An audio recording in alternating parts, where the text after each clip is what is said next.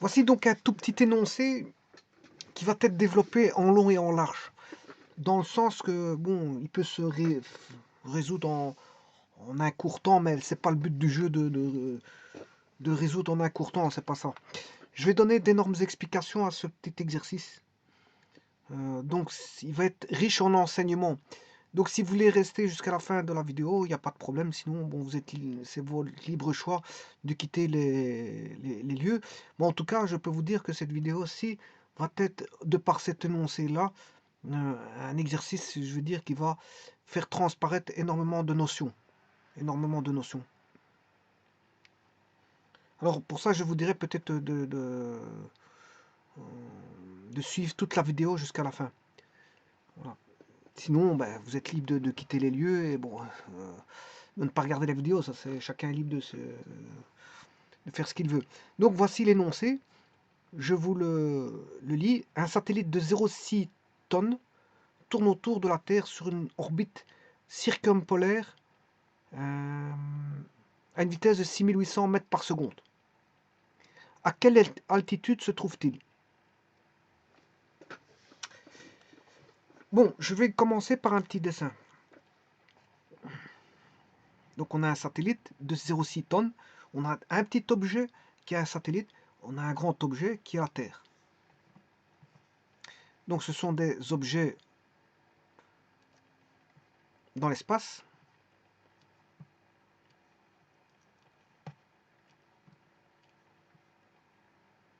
Je vais mettre en bleu. Pas trop grand non plus parce que c'est vrai que j'ai besoin de place pour dessiner. Voilà, ça c'est la Terre. C'est la planète Terre. Je vais la dessiner un tout petit peu pour montrer que on a affaire à la Terre.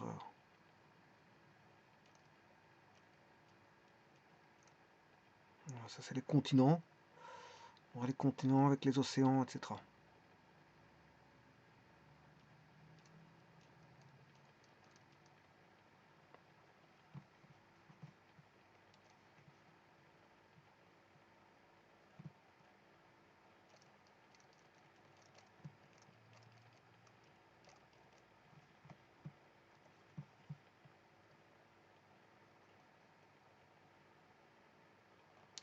Alors, nous avons affaire ici à la Terre. Donc je vais appeler T pour Terre. Il existe ce qu'on appelle le centre de la tête, qui est le barycentre, si vous voulez. Le barycentre, c'est le centre de gravité de la sphère. Bon, il se trouve au centre de la sphère, que je vais appeler O. Point O.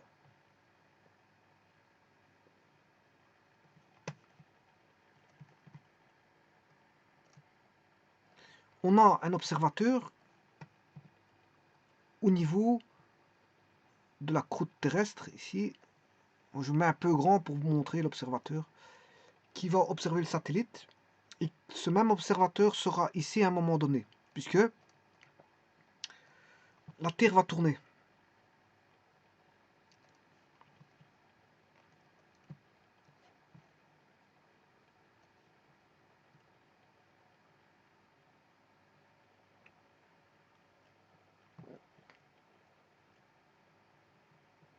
Je vais juste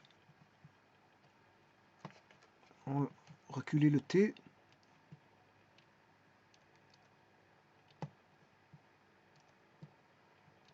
Donc ça c'est la Terre.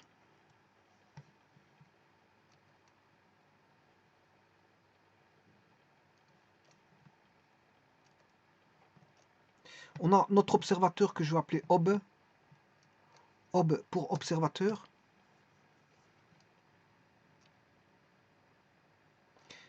Et à un moment donné, l'observateur, bien sûr, sera, du fait de la rotation de la Terre, va changer, sa position va changer.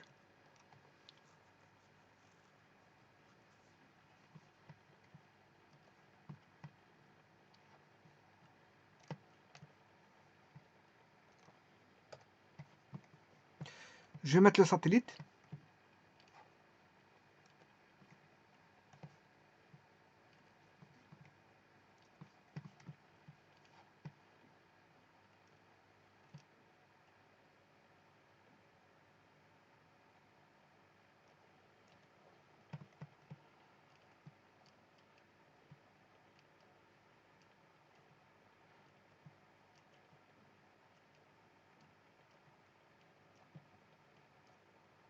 Le satellite tourne bien sûr dans le sens horlogique, hein, antérologique. Ouais. Je vais le faire tourner par là. Et ça, c'est la rotation du satellite. Je vais placer le satellite.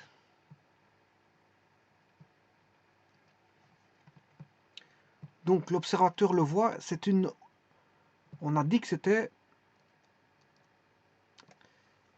Il tourne autour de la Terre sur une orbite circumpolaire. Donc ça veut dire que l'observateur voit toujours le satellite. Il le voit toujours.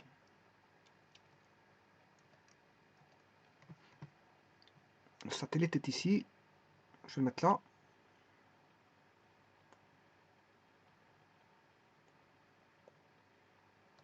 Et à un moment donné, l'observateur, quand il sera en bas, ben, il le verra en bas parce que c'est circumpolaire. Donc il le voit toujours. Il n'y a pas un moment donné où il ne le voit plus. Donc, si vous voulez, on va dire que le satellite est toujours en éveil. Il ne va jamais aller coucher. Parce que il est toujours perceptible par un observateur quelconque. Il est toujours dans le champ d'observation de l'observateur. Donc, c'est comme s'il n'était pas, il n'allait pas aller coucher, si vous voulez. Comme voilà, certains satellites, les constellations, etc. Bon, apparaissent et n'apparaissent plus à un moment donné parce que pourquoi? Parce qu'ils ne sont plus dans le champ de vision de l'observateur. Ils sont ailleurs. Alors, la description. Tout d'abord, je vais mettre les données. On a un satellite de 0,6 tonnes, donc ça fait 600 kg. Bon, c'est tout petit. C'est une demi-tonne, si vous voulez. C'est même pas. Dans un camion, on peut prendre plusieurs tonnes. Voilà, ici, c'est une demi-tonne. Donc, je vais aller vite de ce pas transcrire la masse. Masse S satellite. Pourquoi S? Parce que satellite, je vais l'appeler S. Par contre, observateur, il s'est effacé, je ne sais pas pourquoi.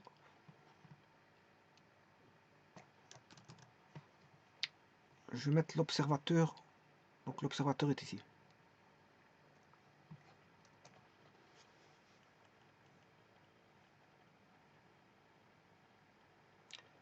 On a la masse du satellite qui fait 0,6 tonnes.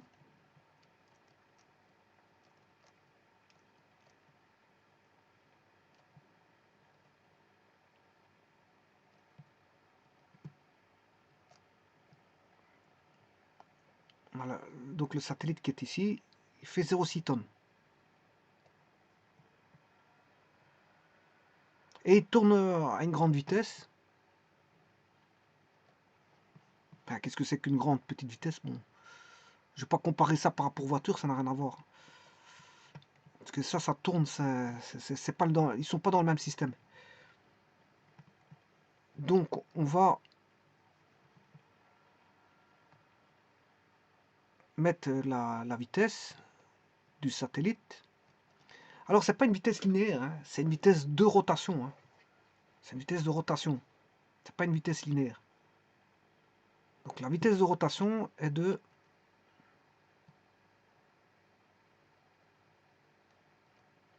6800 mètres par seconde. 6800 mètres par seconde.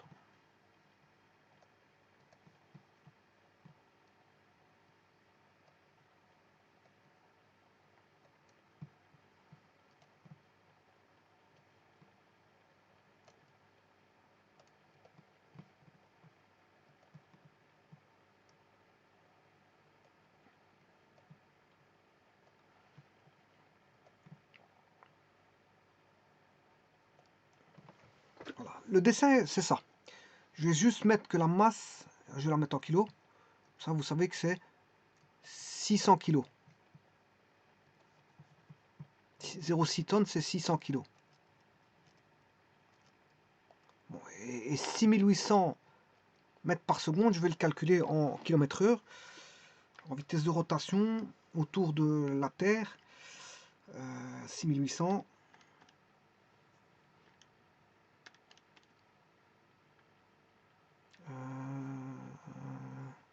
Fois 3,6. 24 480 km/h.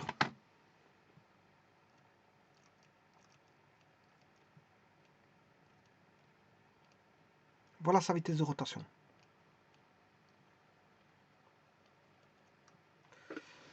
Bon, ben on peut commencer les hostilités par rapport à tout ça. Et la première des hostilités, c'est de savoir à quoi on a affaire là. À quoi on a affaire. Et à partir de ça, raisonner sur ce à quoi on a affaire. Alors on a affaire à quoi? Je peux vous le dire à quoi on a affaire. On a affaire à des masses dans l'espace. On a affaire à un espace dans lequel existent des masses. Alors, quelles sont les masses? Qu'est-ce qu'on voit? Dans cet espace, on voit la Terre, le système. En tout cas, le système, c'est la Terre et le petit satellite là. Le système, c'est la Terre et le satellite, et rien d'autre. Donc, dans mon système spatial, je vais définir mon système spatial.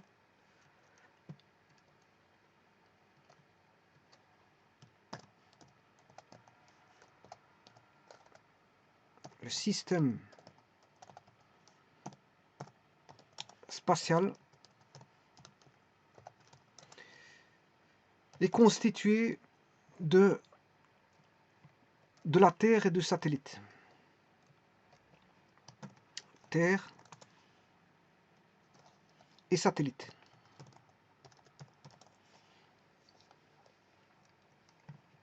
Bon, ce qui veut dire l'existence dans l'espace d'un corps qui est la Terre et d'un corps qui est le satellite. Ce qui veut dire que j'ai la présence, puisqu'il existe un objet, il existe une masse.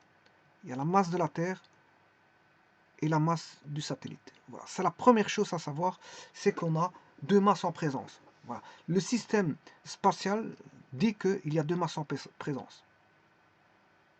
Bon, ce n'est pas tout.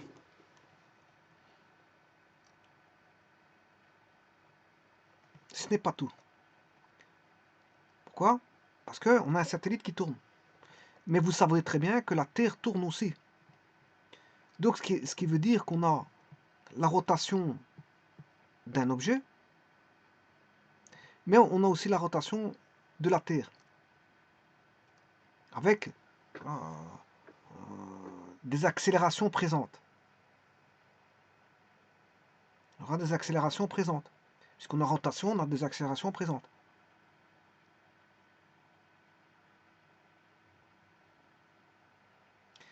Bon, s'il y aura des accélérations présentes, on verra lesquelles.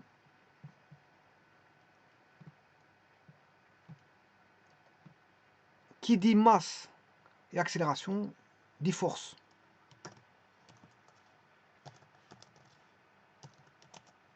Donc, comme on aura des masses en accélération, on aura des forces en présence. Puisqu'il y a une accélération en présence.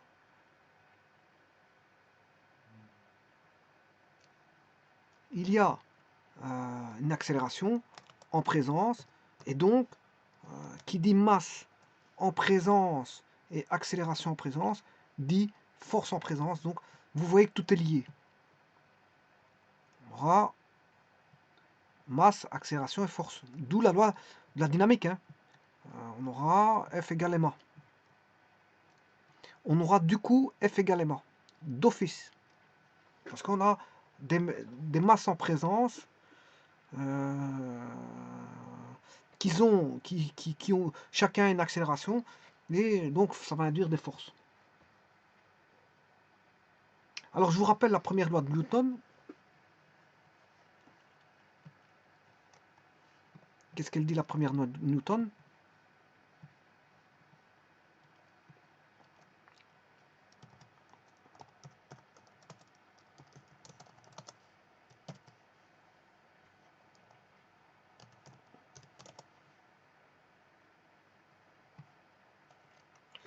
Elle dit que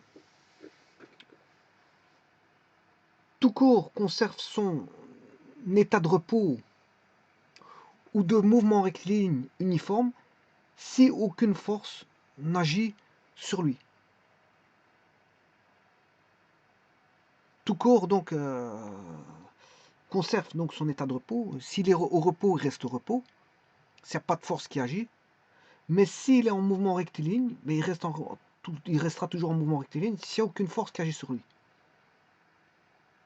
Alors, ce principe que je viens de dire, c'est ce qu'on appelle la loi d'inertie. Et il est applicable, si vous voulez, dans un référentiel d'inertie, ou si vous voulez, un système de référence galiléen, ou si vous voulez encore, un référentiel galiléen. Et alors, on admet que 3 étoiles fixes forment pour les êtres humains un bon système de référence galiléen. Ça, c'est la première loi de Newton. La seconde loi de Newton parle, bien sûr, de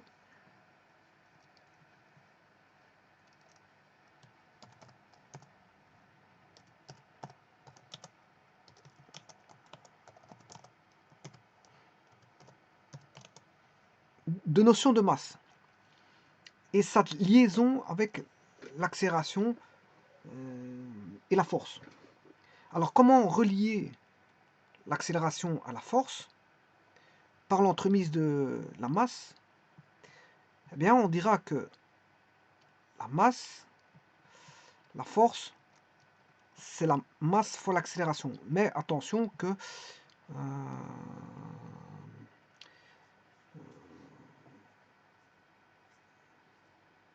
bon, comment il a trouvé ça? Ben, il l'a trouvé sur base de ressorts. Hein. Sur base de ressorts. Ben, il a fait plusieurs expériences avec des ressorts. Et bien sûr, là, dans les ressorts, on a la notion de force. Hein. Notion de force qui intervient. La notion de masse. Et puis, on peut faire le laboratoire pour voir qu'il y a, pour des masses différentes, on aura des communications d'accélération différentes. Et donc, on pourra avoir un rapport qui est constant et donc tirer la conclusion que F égale ma.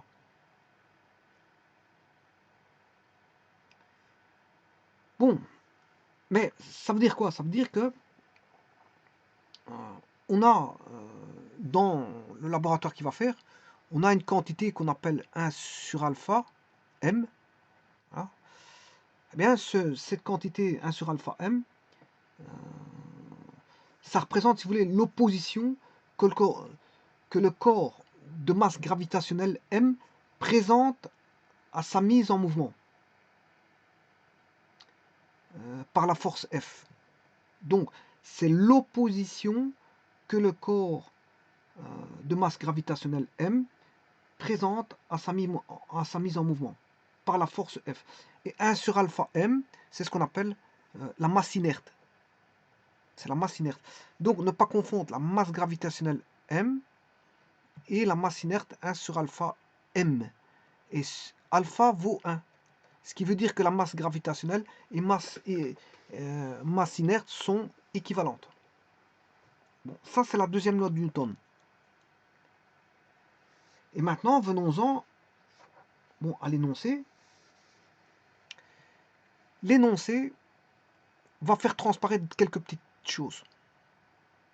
Donc, on a bien des masses, on a bien en présence des accélérations, et on aura des forces en présence. Si ce n'est que, bon, je vous ai parlé de la loi comment on appelle ça, de première loi de Newton, elle est applicable dans un référentiel galiléen.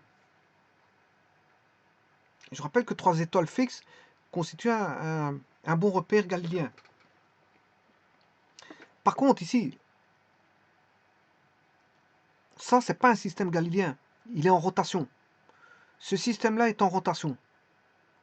Donc, il subit une accélération. Donc, c'est pas un système inertiel. C'est pas un système inertiel. Voilà. C'est ça que je veux en venir. C'est pas un système inertiel. Donc, on a affaire à quelque chose qui ressort un petit peu de la loi de Newton. Parce que, on n'est pas dans un repère inertiel. Donc, ce qui veut dire, si on n'a pas un repère inertiel, il va apparaître une force fictive. Il y a une force fictive qui va apparaître dans un repère non inertiel. Et on va voir comment ça va se passer. Comment faire en sorte que tout fonctionne bien. Alors, pour ça, je vais dessiner le tout. je mets la Terre qui est en rotation, je mets le satellite ici, bon, et l'observateur qui est là, qui est sur, voilà. Et là, je vais relier les deux barycentres des deux corps qui sont des sphères. Et donc les barycentres sont, si on les voit dans un plan, c'est deux cercles, hein. C'est le centre du cercle, le centre de gravité, c'est le centre du cercle, de chacun des cercles. Et donc là, on aura une liaison de centre à centre, de O au centre de la Terre qui est O'. Bon, mais il faut bien que je prenne un repère. Ce repère-là, je vais le prendre par rapport à l'axe qui va rejoindre, si vous voulez, là, je vais mettre un repère comme ceci.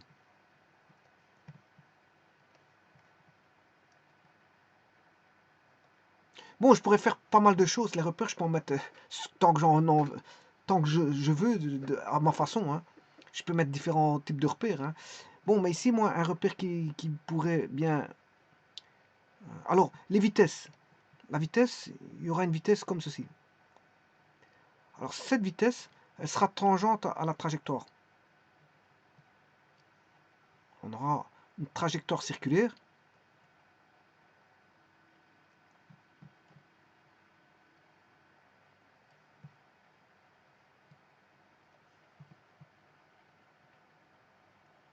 On a une trajectoire circulaire. Elle fera une trajectoire circulaire. Et donc, je mettrai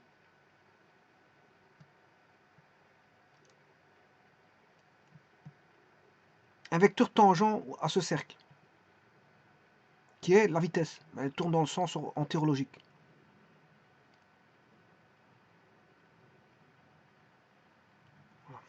Ça, c'est la trajectoire.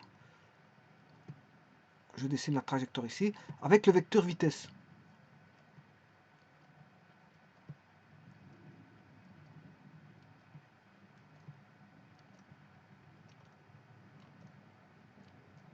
Attention, suivez bien parce que c'est fondamental ce que je vais raconter, hein.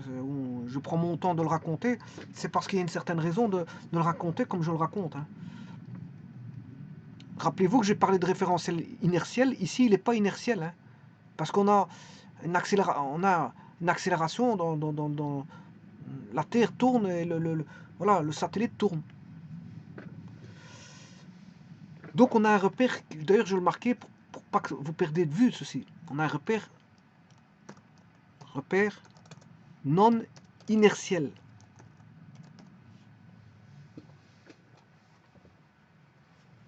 Bon, sur base de la rotation à l'aide d'un vecteur V, le vecteur V, il est là. C'est le vecteur qui est tangent à la trajectoire puisque c'est une trajectoire circulaire. Et maintenant, je vais aller voir les forces que ça va présenter. On aura deux types de forces. Alors, je vais vous le dire tout de suite, comme ça, après, je vais aller vous lire sur Internet. Qu'est-ce que ça va donner? Donc, vous aurez une force dite centripète dirigée vers le centre. On aura une force centripète.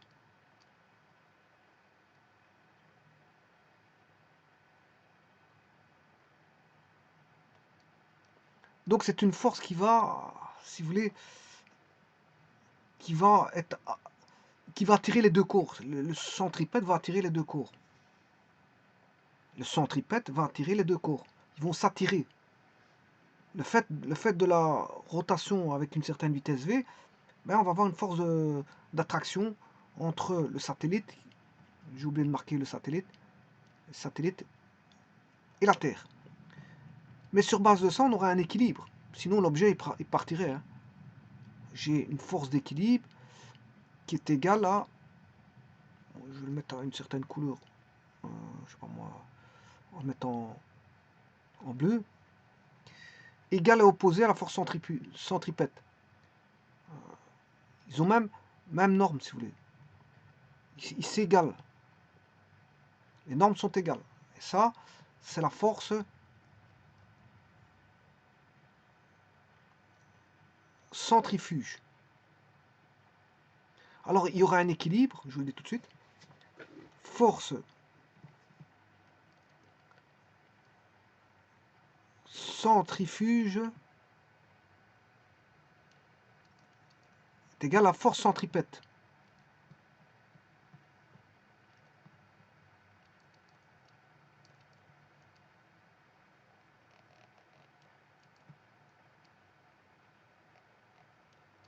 On a un équilibre parce que justement, sinon il partirait. Hein.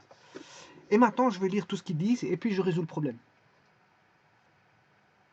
Alors, la force centrifuge, bien sûr, c'est, elle va valoir mv carré sur R. Mais encore faut-il définir qu'est-ce qui est M, qu'est-ce qui est V et qu'est-ce qui est R, mv carré sur R. Et la force centripète vaudra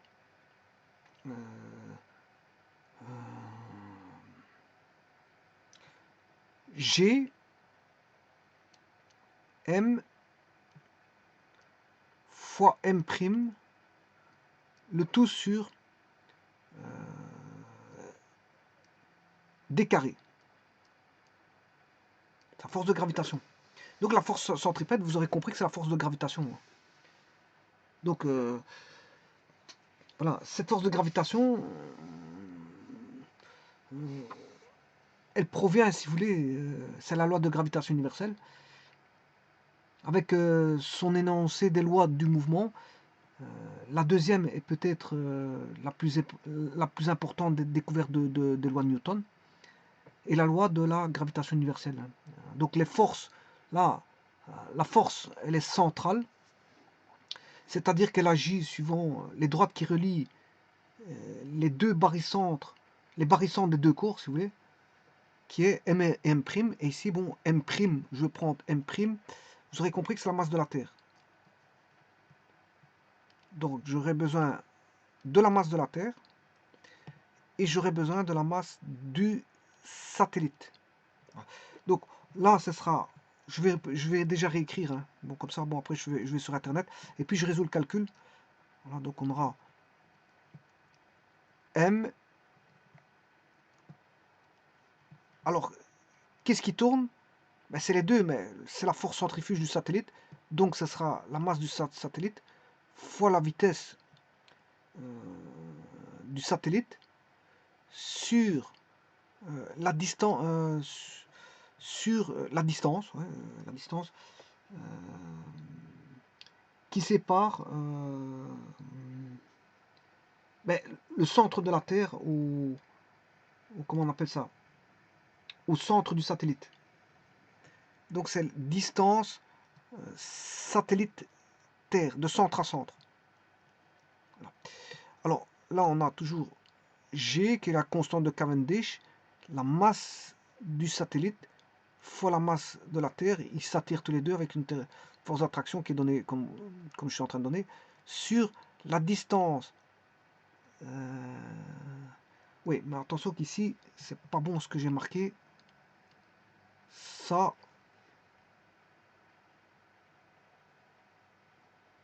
si, c'est la distance de M à M' aussi.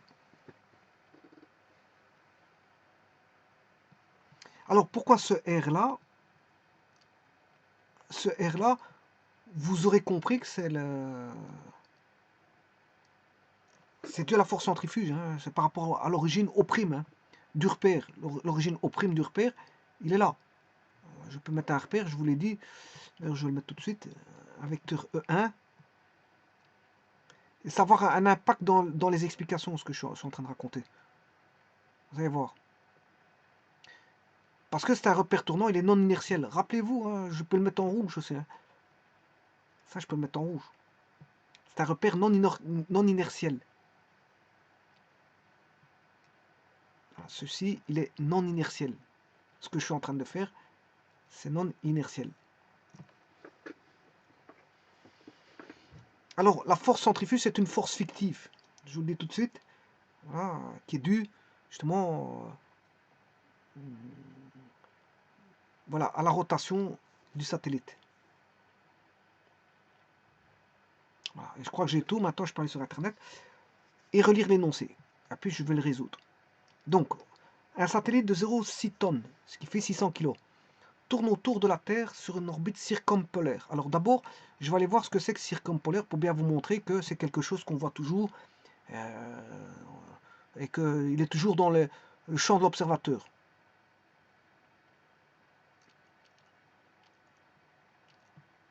Ah, circumpolaire. En astronomie, les constellations circumpolaires sont des constellations qui ne disparaissent jamais sous l'horizon du spectateur, considérées comme un effet important en astronomie. Elles sont différentes des constellations saisonnières. Les constellations saisonnières n'apparaissent que pendant certaines saisons. Alors, je vous rappelle aussi que on aura, comment est-ce qu'on appelle ça? Il y aura, si vous êtes à l'hémisphère nord, par rapport à l'hémisphère sud, si vous êtes à l'hémisphère nord, vous allez voir le circumpolaire septentrional. Par contre, si vous êtes à l'hémisphère sud, vous allez voir le circumpolaire méridional. Attention à ça. Hein. Bon, donc les constellations circumpolaires restent dans le ciel à cause de la rotation de la Terre et de son orbite autour du Soleil. On divise les étoiles et les constellations en deux groupes. Certaines étoiles et constellations ne se lèvent et ne se couchent jamais. Elles sont dites circumpolaires parce qu'elles sont toujours observables, hein, c'est pour ça. Toutes les autres sont des étoiles et des constellations saisonnières. Donc il y a les circumpolaires à distinguer des saisonnières. Circumpolaires et les saisonnières. Donc, si vous voulez, il y a les non-saisonnières et les saisonnières. Mais les non-saisonnières sont des circumpolaires, c'est ça que ça veut dire. Selon la latitude où se situe l'observateur, une étoile, une constellation sera circumpolaire ou saisonnière. Donc, c'est en fonction de la latitude où se situe l'observateur. Elle sera soit circumpolaire ou soit saisonnière. Par exemple, dans l'hémisphère nord, il est toujours possible d'observer les étoiles et constellations du cercle circumpolaire septentrional. Donc, on verra toujours voilà, les constellations du cercle circumpolaire septentrional à l'hémisphère nord, on les verra toujours. Ça, on les verra toujours. C'est certaines constellations. Voilà, il y a certaines constellations qu'on verra toujours à l'hémisphère nord. Par contre, à l'hémisphère sud, il y a certaines constellations qu'on verra toujours aussi. Mais à l'hémisphère nord, certaines qu'on voit qui sont, on va dire, circumpolaires deviendront à l'hémisphère sud, qui sont circumpolaires à l'hémisphère sud, peuvent être saisonnières à l'autre côté. C'est ça que je veux dire. Bon, donc dans l'hémisphère nord, il est toujours possible d'observer les étoiles et constellations du cercle circumpolaire septentrional, tandis que dans l'hémisphère sud, il est toujours possible d'observer les étoiles et constellations du cercle circumpolaire méridional. Donc il y a des endroits où on voit toujours certains astres, certaines constellations. Je sais pas, la constellation, c'est la grande ours, la petite ours, enfin la grande ours, la petite ours, je sais pas moi, la constellation du zénith, je sais pas, il y a plusieurs types de constellations, voilà. Alors, dans l'hémisphère nord, il est toujours possible d'observer les étoiles et constellations du cercle circumpolaire septentrional, tandis que dans l'hémisphère sud, il est toujours possible d'observer les étoiles et constellations du cercle circumpolaire méridional.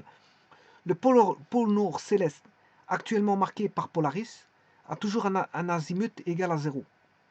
De plus, son altitude a une latitude phi est fixée et sa valeur est obtenue grâce à la formule suivante, A égale 90 moins phi. Toutes les étoiles avec une déclinaison inférieure à A ne sont pas circumpolaires. C'est une histoire de déclinaison. Elles sont également visibles toute l'année à cet emplacement depuis le pôle Nord. Toutes les constellations au nord de l'équateur céleste, toutes les constellations pleinement visibles sont circumpolaires. Il en va de même avec le pôle Sud. Depuis l'équateur, il n'y a pas de constellation circumpolaire. Depuis des latitudes mineures 40-50 degrés nord, les constellations circumpolaires peuvent inclure la grande ours, la petite ours, le dragon, Céphée, Cassiopée, la constellation de la girafe, pas très connue. Bon, enfin bref, il ne faut pas savoir tout ça, c'est pas ça que je demande. Hein. C'est ma définition, ça portait tout simplement qu'il y a certaines choses qu'on voit toujours.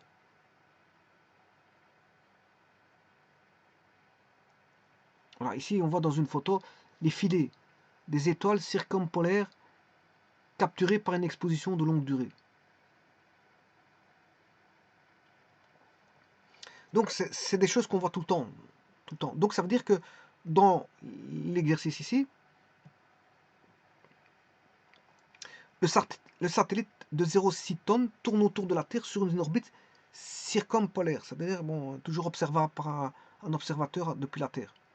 À une vitesse donc de 6800 mètres par seconde, on demande à quelle altitude se trouve-t-il. Bon, ça c'est une chose. La seconde, la voici. C'est la force centrifuge. La force centrifuge, non courant mais abusif de l'effet centrifuge est un cas particulier de force fictive, je vous avais bien dit que c'est une force fictive, qui apparaît en physique dans le contexte de l'étude du mouvement des objets dans des référentiels, et voyez ce que j'avais dit, ce sont des référentiels non galiléens. Des référentiels non galiléens. Parce qu'il y a une accélération qui est communiquée là-dedans, dans le référentiel, donc il n'est pas galiléen. Alors pour qu'il soit galiléen, je vous rappelle que 3 étoiles fixes constituent un bon repère galiléen. Or ici, là, le repère est en accélération, donc il ne saurait pas être galiléen. Donc c'est un repère non inertiel. C'est un repère non inertiel. Donc c'est une force fictive qui apparaît en physique dans le contexte de l'étude du mouvement des objets dans des référentiels non inertiels, non galiléens. L'effet ressenti est dû au mouvement de rotation de ces référentiels. Donc comme le référentiel est en rotation, ben, on ressent voilà, l'effet. On en ressent l'effet dû au mouvement de rotation du référentiel. Il se traduit par une tendance à éloigner les corps du centre de rotation. Donc, dans quel sens? Ben, dans le sens que je vous ai donné. Ici, là, c'est la force centrifuge. Il a tendance à éloigner le corps. Mais tant qu'il est tenu, il n'y a pas de problème. Hein. Tant qu'il est tenu, il n'y a pas de problème. Par exemple, si c'était un fil, ben, tant qu'il est tenu par le fil, il n'y a pas de problème. Donc, la force centrifuge, si vous voulez, c'est une force due à l'effet de la rotation du repère qui est non inertiel, va créer une force centrifuge qui est une force fictive. C'est ça que je suis en train d'expliquer. Elle va créer une force fictive. C'est à cause du repère qui est en rotation. Alors qu'un repère inertiel, dans Galilée, la première loi que je vous ai dit tout à l'heure, la première loi de Galilée, comment il s'appelle, Newton, la première loi de Newton, je vous ai expliqué que c'était dans un repère, je peux vous la reciter, hein. C'est, en fait, il disait que tout corps, euh, tout corps au repos restera au repos, ou s'il est en MRU, ben, il restera en MRU si, enfin, c'est une loi de conservation. Hein. Tout corps conserve son état de repos ou de mouvement rectiligne, uniforme, donc son MRU, si aucune force n'agit sur lui. Voilà, c'est ce qu'on appelle la loi d'inertie, et il est applicable dans un référentiel d'inertie ou un système de référentiel galiléen. Galiléen.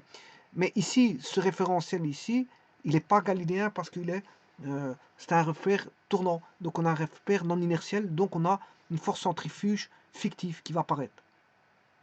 Voilà. Alors maintenant, ceci étant dit, donc on peut en avoir les effets. D'ailleurs, il existe des manèges. Quand le manège tourne, ben, il vous remonte. Hein. Il vous remonte au plafond. Hein. Donc voilà, c'est par exemple la sensation d'éjection d'un voyageur dans un véhicule qui effectue un virage. Par exemple, une voiture qui tourne sur un virage, une moto, une voiture, un camion, peu importe. Eh bien, comme il est en rotation, son repère est en rotation, ben, il a une sensation d'éjection vers l'extérieur.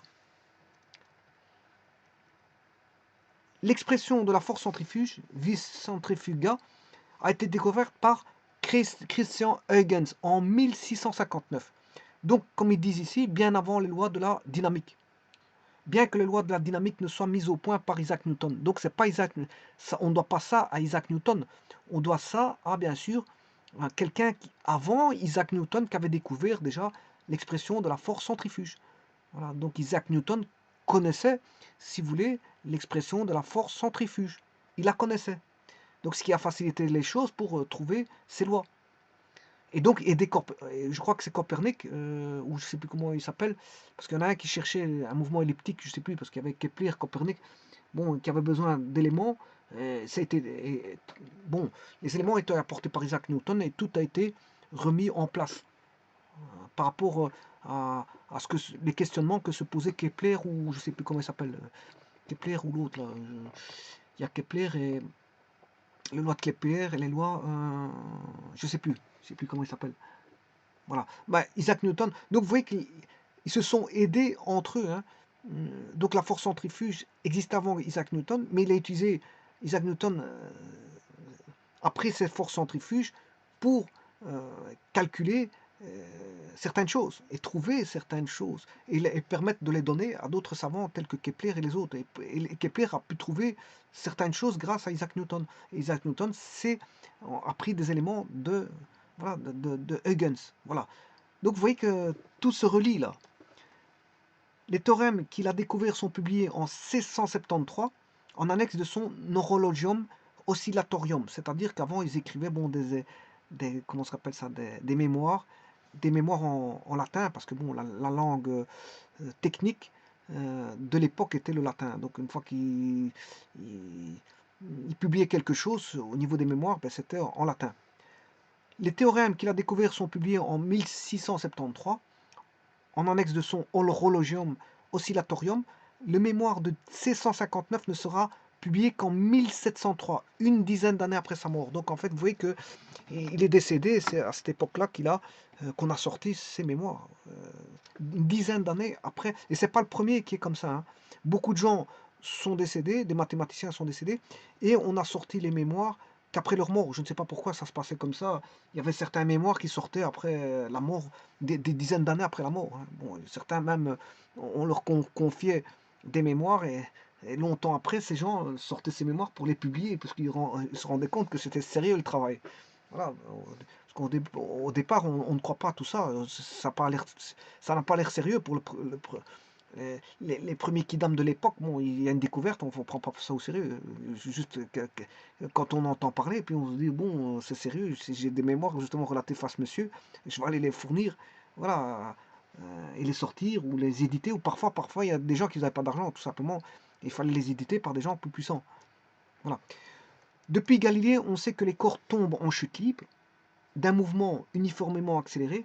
Donc ça, c'est depuis Galilée. Hein, on sait bien que les corps tombent en chute libre. Ce n'est pas encore l'entrefaite de Newton. Hein. Newton, ce sont les lois de l'inertie. Donc on savait bien que les corps tombaient en chute libre d'un mouvement uniformément accéléré, c'est-à-dire d'un émirua. C'est un émirat.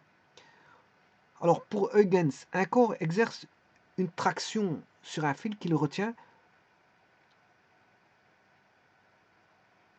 lorsque ce corps a une tendance à se mouvoir dans la direction du prolongement du fil d'un mouvement uniformément accéléré. C'est-à-dire si vous prenez un caillou, et bon, vous prenez un caillou comme ceci avec votre main. Ça c'est la main, ça c'est le monsieur avec le caillou. Il fait tourner un caillou avec une ficelle. Le caillou est là. Il va faire tourner comme ceci. Voilà, le caillou avec sa ficelle.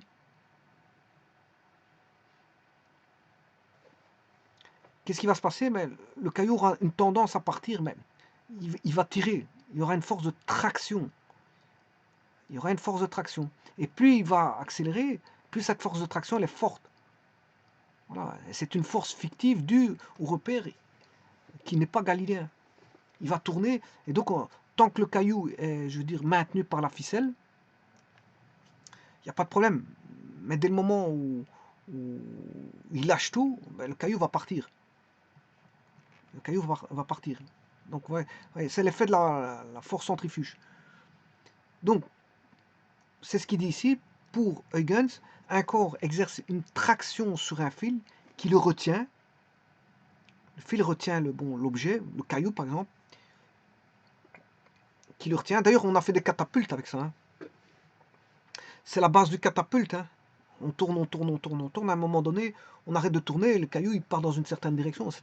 Et puis on a fait des canons. Hein. C'est les premiers canons, c'est ça, puisque on a les petites catapultes manuelles, et puis on a les grosses catapultes, je veux dire, pour catapulter peut-être même des gens. Je crois qu'ils catapultaient même des gens. Je suis pas sûr, mais on aurait pu catapulter des gens vers l'intérieur d'un château. Hein. Là, on les fait basculer en les faisant sauter. Bon, on pouvait basculer quoi des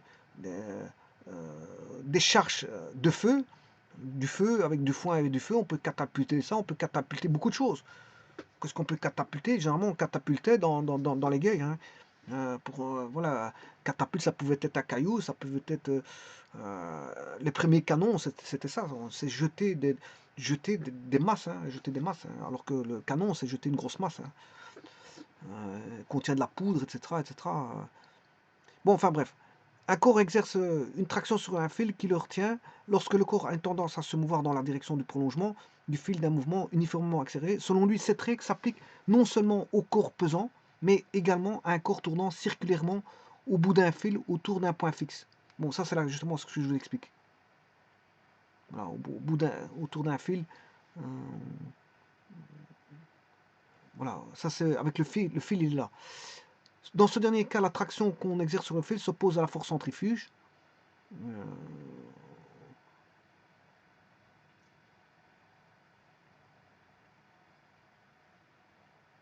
oui, ça tire, hein, ça tire. La- exerce sur le fil. Donc, dans ce dernier cas, la traction qu'on exerce sur le fil s'oppose à la force centrifuge qui, si le fil se rompt, éloignera le corps de la trajectoire circulaire pour lui faire suivre une trajectoire rectiligne tangente au cercle. Voilà, elle sera tangente au cercle. Relativement au cercle, au moment où le fil se rompt, la distance entre le point qu'occupe le corps sur la tangente et le point qu'il aura occupé sur le cercle croît d'un mouvement uniformément accéléré. Une accélération, si vous voulez. La comparaison de la chute libre permet alors à Huygens de déterminer l'expression de la force centrifuge. Voilà l'expression que j'ai utilisée d'ailleurs. C'était à ça que je voulais en arriver. mv carré sur r, il est là. Vous allez voir que c'est ça.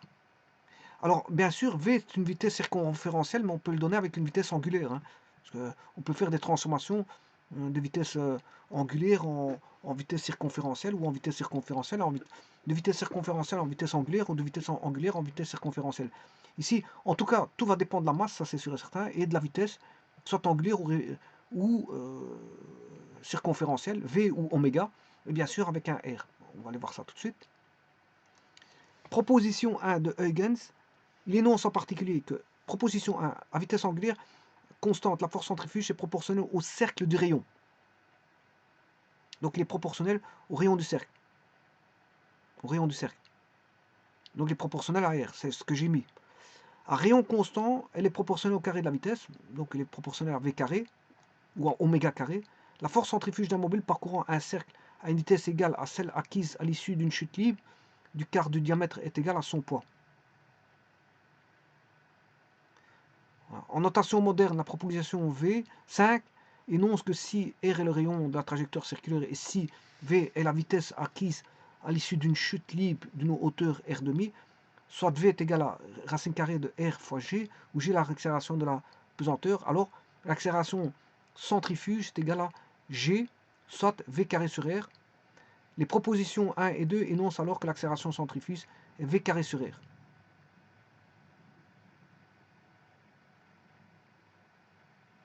Dans tous les cas, l'expression force fictive apparaît chez Coriolis en 1844. Expression de la force centrifuge, voilà. Elle provient directement de la cinématique classique et des trois lois de mouvement de Newton. Son intensité est donnée par la formule force centrifuge. Voilà, et je vous l'ai dit, oméga carré R. Voilà, parce que oméga, c'est... bon. mv carré sur R. Je vais faire le développement pour que vous compreniez ceci.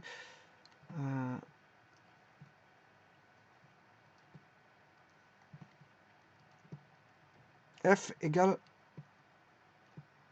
mv carré sur R. Alors,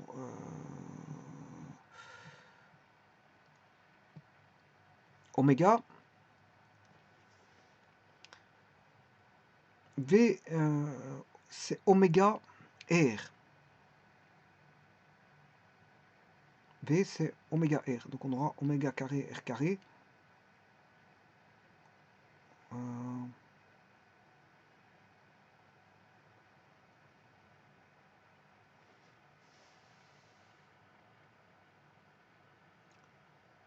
Donc V, c'est oméga R. V, c'est oméga R. V, c'est égal à oméga R. Donc V carré, c'est égal à oméga carré R carré. Donc j'aurai M oméga carré R carré, de tout sur R. Donc j'aurai M oméga carré. Et voilà, ça vient de là. M oméga carré R. M oméga carré R, c'est juste. Bon, ces deux relations équivalentes sont... Il y en a une en vitesse angulaire et l'autre en vitesse circonférentielle, c'est juste ça. Sont valables dans le système international d'unités avec les notations unités suivantes. Convertir les unités force centrifuge et la force centrifuge en newton, avec un newton voisin de 0,1 kg force. M à la masse et la masse de... Voilà, ça c'est les unités si vous voulez. Force et accélération centrifuge. La force centrifuge et le poids s'exerçant sur un objet de masse M sont deux forces qui sont proportionnelles à M selon le principe d'équivalence. Alors aussi, il est souvent plus évocateur de considérer non pas les forces F, mais les accélérations F sur M. L'accélération est une grandeur cinématique dont l'unité SI est le mètre par seconde par carré. Le mètre par seconde carré. On peut également utiliser le nombre de G défini par rapport à l'accélération considérée et l'accélération de la pesanteur terrestre à laquelle est environ de 9,81 mètres par seconde carré. Par exemple, 2G, c'est 2 fois 9,81, c'est juste ça. En langage courant, le nombre de G est donc le dixième de la valeur de l'accélération exprimée en mètres par seconde carré.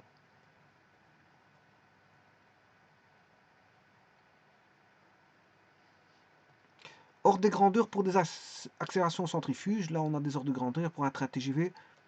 0,1 G, 0,5 G, vélo incliné de 26 degrés par rapport à la verticale. Future gravité artificielle dans un habitat spatial, 1 G. Graines de poids sur plateforme rotative, 3 G. Ressources au virage d'un avion à hélice, 5 G. Voilà, etc. 504 G pour l'essorage du linge, une machine à laver. 25 000 G pour une centrifugeuse de laboratoire. Bon, voilà. Exemple. Il existe deux cas où l'effet de centrifuge peut être recherché. Par exemple, lors de l'essorage du linge, dans un tambour de machine inévitable pour les systèmes de rotation. Il peut constituer un désagrément pour les passagers d'un véhicule négociant un changement de direction. Tout le monde a déjà... Bien sûr, c'est proportionnel au carré de la vitesse. Hein. Plus la vitesse va être grande, plus la force centrifuge sera grande. Hein.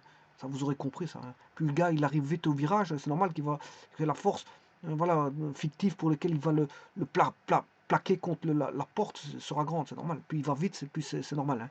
Et plus la masse est importante aussi. Ça va dépendre de la masse, du rayon, voilà, de courbure, etc., etc. Bon, il y a trois paramètres pour lesquels ça va. Ça dépend de la masse, du rayon de courbure et de la vitesse. Voilà. Mais attention que c'est inversement proportionnel au rayon, hein, parce que c'est m fois v carré sur r. Si le rayon est grand, la force centrifuge est petite. Hein. Et si le rayon est petit, bon, vous arrivez dans un petit, à très grande vitesse avec une grande masse et une grande masse, et très grande vitesse et un petit rayon de courbure, c'est-à-dire la courbe elle est très fine. À ce moment-là, la force centrifuge elle est immense. Hein. Voilà. Donc l'effet d'aller sur le côté sera beaucoup plus grand. Alors tout le monde a déjà expérimenté cette sensation dans une voiture prenant un virage. On ressent alors la force centrifuge qui pousse les passagers vers l'extérieur du virage. Mais à bien y regarder, le fond du siège tire le passager vers l'intérieur, sans quoi il ne prend pas le virage avec la voiture. Et c'est à l'inertie, faculté de tout court matériel à s'opposer au mouvement imposé qu'on doit cette sensation. Un objet posé sur le tableau de bord se voit glisser vers l'extérieur de la voiture au premier virage venu. L'adhérence au tableau de bord étant alors insuffisante pour lui faire suivre le virage, l'objet part en réalité tout droit, donc vers l'extérieur pour un observateur placé dans le véhicule. Vu de l'extérieur, on observerait une trajectoire tangente à celle du virage pris par le véhicule, en aucun cas une trajectoire radiale dans la direction de la force dite centrifuge. Voilà, ça va prendre la direction comment on appelle ça. Il faut voir l'observateur extérieur. Hein. Il ne faut pas voir l'observateur intérieur. Lui, dans l'observateur intérieur, il voit une ligne. En fait, c'est pas une ligne que prend l'objet, c'est bien voilà, celle de la trajectoire prise par le véhicule. Hein.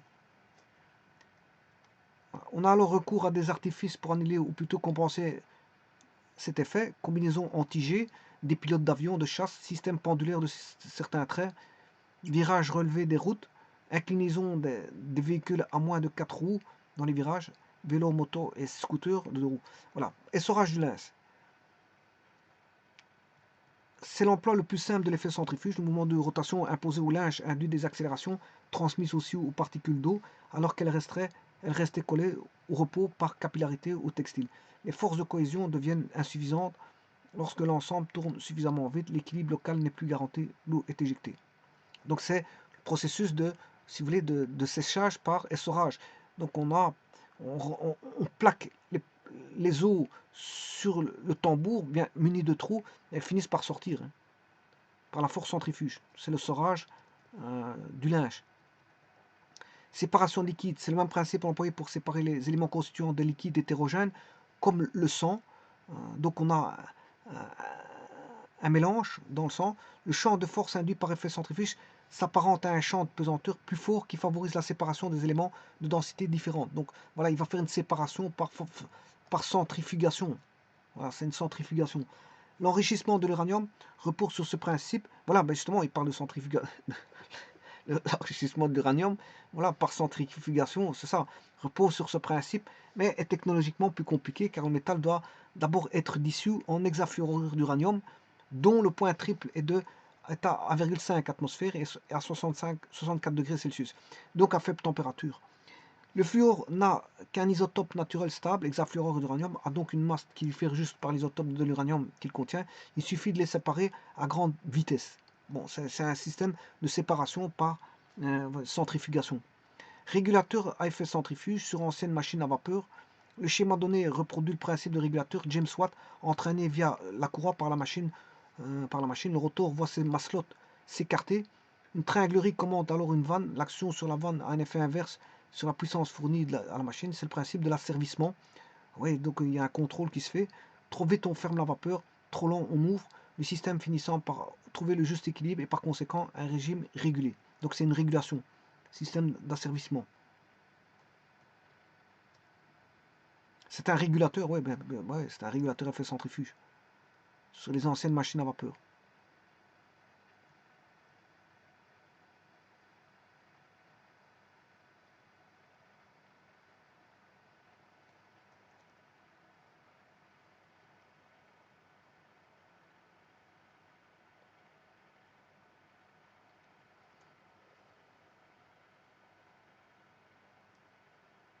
Donc c'est un asservissement et une action sur la vanne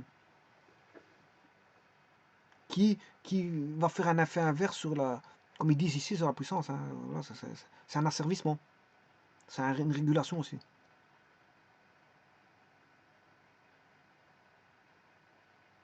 Et donc on a un équilibre par régulation. Alors le train pendulaire. Les voyages en train sont souvent longs, il est donc appréciable de pouvoir circuler dans les voitures pour se dégourdir les jambes. Les lignes anciennes sont parfois sinueuses et les départements dans les allées sont parfois difficiles à négocier. L'idée de train pendulaire exploite l'effet centrifuge pour incliner les voitures de telle sorte que la force centrifuge s'ajoute au poids pour donner un poids apparent exactement perpendiculaire au plancher. De ce fait, les passagers ne ressentent plus les efforts de cisaillement le long du corps qui tentent à faire perdre l'équilibre.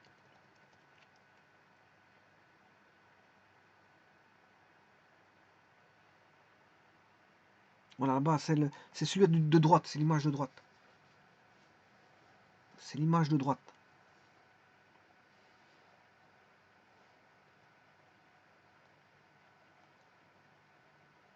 Il va jouer le rôle de balancier là.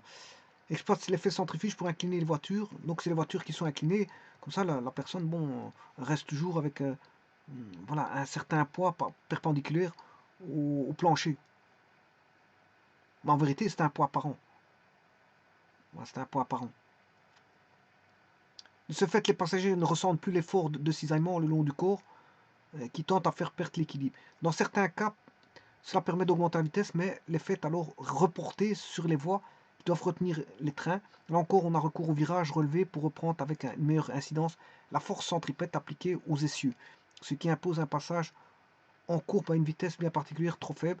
Le train penche vers l'intérieur trop forte, on est attiré vers l'extérieur. La relation pour calculer l'angle auquel les rails doivent être inclinés est de tangente alpha, force centrifuge sur mg est égal à v carré sur gr. Le poids. La Terre ne constitue pas un référentiel strictement inertiel. Par rapport au référentiel géocentrique, la Terre est animée d'un mouvement de rotation qui produit par ailleurs l'alternance jour-nuit. Les corps sur Terre sont donc soumis à la force centrifuge. C'est pour cette raison que les pas de tir de fusée sont situés de préférence à proximité de l'équateur, car c'est là que l'effet est maximal, effet de fronde. C'est le cas du centre spatial de Kourou, environ 5 degrés de latitude nord, et de Cap Kennedy, environ 28 degrés de latitude nord. Cette force centrifuge fait partie du poids. Celui-ci ne se limite donc pas à l'attraction terrestre, c'est encore une autre application. Encore une autre application, c'est les avions effectuent un virage dans le ciel. Nous considérons ici que le mouvement s'effectue dans un plan un peu comme le dessin sur la démonstration de la force centrifuge au-dessus.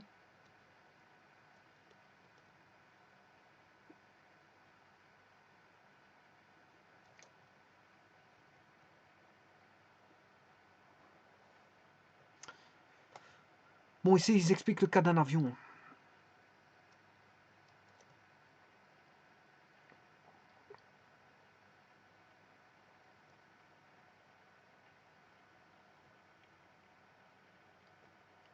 Il y a les vibreurs, transmission par courroie. Voilà, il m'en reste plus que 2, et puis après, je passe à la force centripète. Regardez, avion effectue un virage dans le ciel. Nous considérons que le mouvement s'effectue dans un plan un peu comme sur les descentes de la démonstration de force centrifuge au-dessus, on s'en fout de ça. Le calcul reste valable si l'avion exécute un virage plus complexe. Comme le montre la formule plus haut, l'accélération centrifuge et donc la force centrifuge est directement liée à la vitesse linéaire, voilà, mv carré sur s, où v est la vitesse linéaire de l'appareil. Voilà. Puisque F égale ma, d'après la loi de Newton, en considérant un Grumman F14 tonne 4 capable de voler à 2485 km/h ou un MiG-29 atteignant un Mach 2,3, c'est-à-dire 2,3 fois la vitesse du son, ouais, parce que la vitesse max c'est la vitesse du son. Voilà. On comprend qu'un pilote aux commandes de ce type d'avion subit des accélérations de l'ordre de 8 à 9 G, 8 ou 9 fois la gravitation terrestre. Les pilotes de chasse sont spécialement entraînés pour supporter ces accélérations extrêmes. De plus, ils sont équipés d'une combinaison anti-G pour contrebalancer les effets qu'elle pourrait entraîner, voile rouge, voile gris ou voile noir. Bon, il peut tomber dans les pommes. Hein. Il peut tomber dans les pommes un petit moment. Ces deux effets néfastes sont dus à des accélérations que le pilote perçoit comme positives ou négatives. Et il est important de bien comprendre que c'est le pilote qui perçoit l'accélération, alors que cette dernière n'a pas changé. Comme dans l'illustration ci-dessus, le voile rouge consiste en un afflux de sang dans la tête, alors que le voile noir reste du reflux de sang vers les jambes. Voilà, c'est une question sanguine. Voilà. La combinaison anti-G est un ensemble de poches qui se gonflent pour bloquer ces phénomènes. Vibreur. Une petite masse est fixée, excentrée sur l'arbre d'un micromoteur, entraînée à grande vitesse de rotation, et l'effet centrifuge provoque la réaction du palier qui fait vibrer le dispositif. Ceci est utilisé pour les aiguilles vibrantes, utilisées pour répartir le béton lors de la coulée, béton vibré. Pour les règles vibrantes,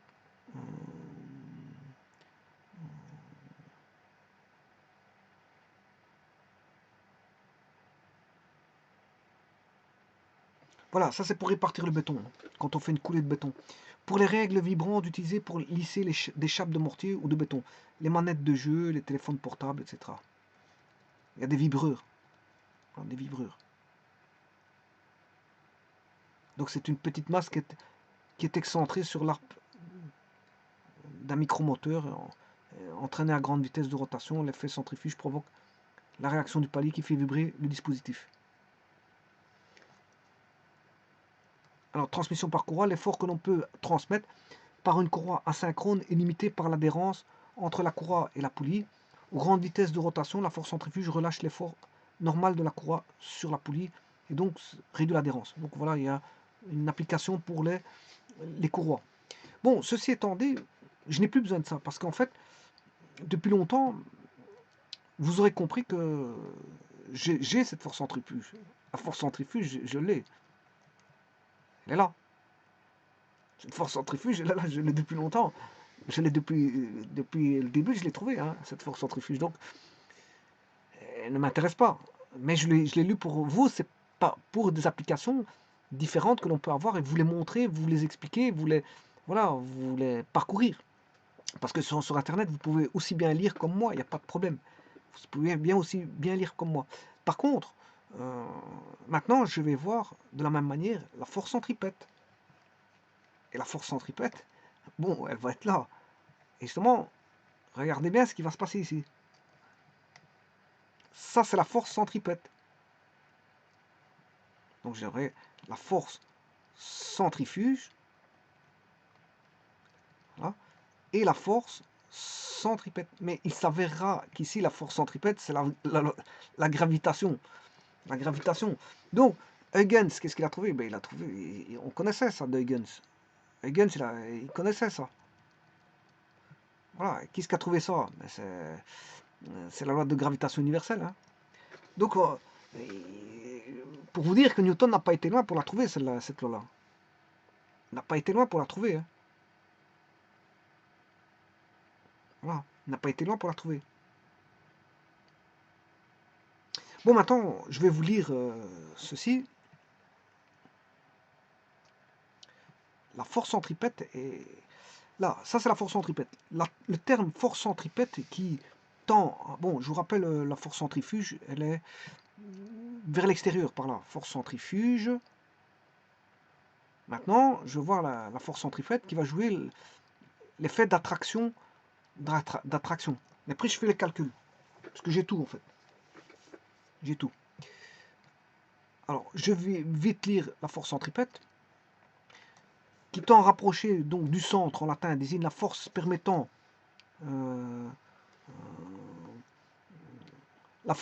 maintenir un objet dans une trajectoire incurvée, généralement une conique, cercle, ellipse, parabole, tout ça c'est les mouvements paraboliques qu'on a dans l'espace, hein. En effet, tout objet décrivant une trajectoire de ce type possède une coordonnée cylindrique et une accélération radiale, non nulle, appelée accélération centripète, qui est dirigée vers le centre de courbure. D'un point de vue dynamique, le principe fondamental de la dynamique PFD indique que la présence d'une force radiale dirigée elle aussi vers le centre de courbure, cette force est au sens de Newton une force réelle. Oui, je vous rappelle quelque chose ici, ça c'est l'accélération centripète, hein. Elle est où l'accélération centripète? Je vais la montrer. Vous la voyez, il y a la vitesse.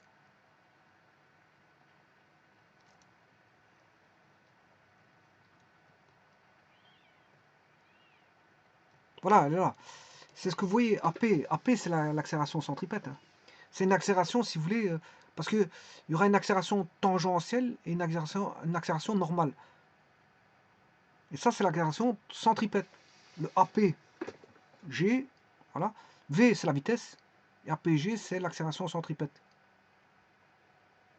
Donc, c'est l'accélération, si vous voulez, qui est, on va dire, dirigée vers le centre de courbure. C'est-à-dire, c'est l'accélération, on va dire, normale. C'est une accélération normale. Et il existe aussi une accélération tangentielle.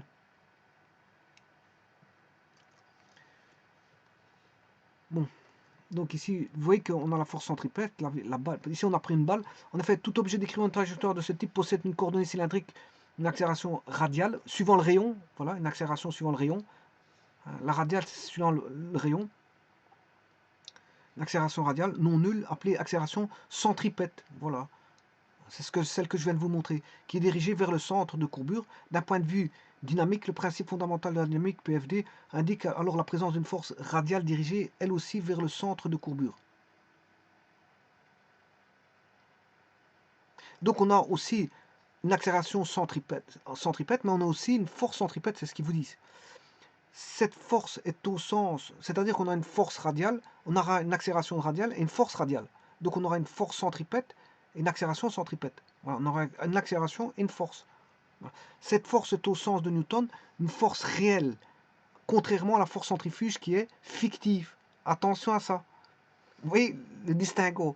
On a la force centripète qui est une force réelle, la force centrifuge qui est une force force force force centripète réelle, force centrifuge fictif. Voilà, la force centrifuge est due au repère qui n'est pas galiléen. Voilà. Donc cette force est au sens de Newton, une force réelle qui pourra avoir diverses origines, par exemple, force de gravitation, mouvement des planètes, voilà, force de gravitation, voilà pourquoi j'ai mis l'équation de la force de gravitation.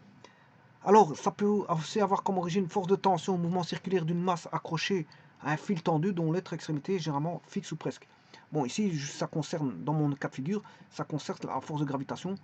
Donc, moi, j'ai ceci. Donc, c'est ça, une force de gravitation qu'on aura. La force centrifuge va concerner ici une force de gravitation. Une force de gravitation. Donc, celle-ci, la force centrifuge, elle est fictive. elle est fictive, a une force fictive due à cause du repère, on lui incrimine une force qui est dite bien réelle, celle-là. Bien réelle. Alors, comme je vous disais, pour vous résumer un petit peu la chose, vous avez bon,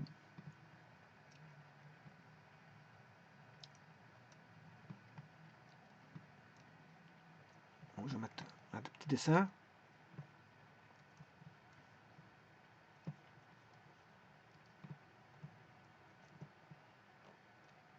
J'ai une vitesse,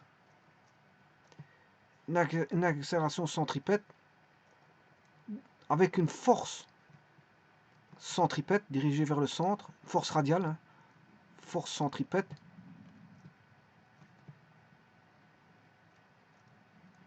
Et on aura la force centrifuge fictive qui sera égale à la voilà, égale mais opposée à la force centripète.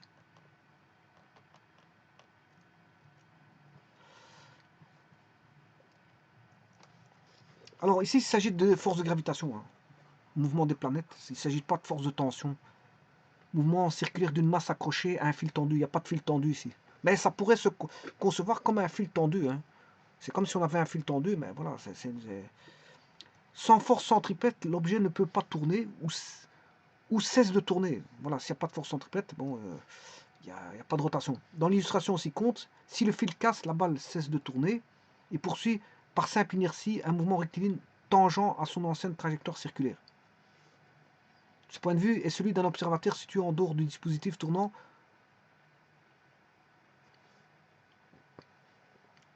comme le lecteur qui regarde le schéma ce repère est galiléen.